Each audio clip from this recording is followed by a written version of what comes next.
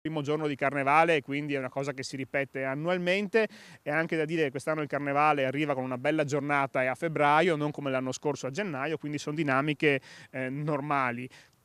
Anche per questo abbiamo introdotto questa misura del contributo d'accesso e purtroppo prendo atto che gli stessi che l'hanno demolito nello scorso anno con manifestazioni, con cartelli, con voti contrari, leggendo i giornali di oggi invece vorrebbe che il contributo d'accesso fosse fatto anche a carnevale. Quindi delle due l'una: o vogliamo provare a introdurre strumenti per gestire il turismo, o se non li vogliamo non possiamo lamentarci poi dell'effetto sui numeri. Ecco perché, nonostante le polemiche, si sta già pensando a un'estensione, spiega Venturini. Noi quest'anno raddoppieremo i giorni di contributo d'accesso, raddoppieremo anche la tariffa per chi si prenota in ritardo e non è escluso che nei prossimi anni anche le prossime amministrazioni potranno potenziarlo e introdurlo anche in alcuni periodi come carnevale. È importante però raccontare come la sicurezza sia veramente il focus e quindi bene il prefetto con le zone rosse, bene le forze dell'ordine che hanno fatto anche numerosi fermi di alcune borseggiatrici, male purtroppo il fatto che una volta prese queste siano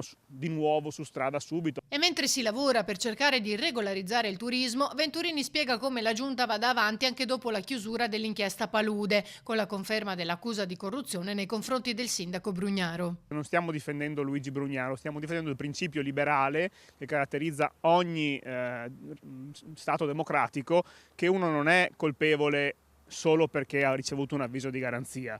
Per fortuna il nostro paese prevede che ci sia un'accusa che fa le sue appunto accuse, una difesa e un giudice che ascolta entrambe e poi decide. Questo si chiama contraddittorio. Fino ad oggi abbiamo sentito solo la parte dell'accusa e di una trasmissione televisiva del servizio pubblico che ha puntato il sindaco evidentemente e un po' di opposizione in comune, ma manca tutta la parte della difesa che adesso nel procedimento e nel processo avrà occasione di raccontare le sue ragioni e il giudice deciderà. Quindi il sindaco, non per lui ma per difendere questo principio, deve andare avanti e la giunta va avanti con lui.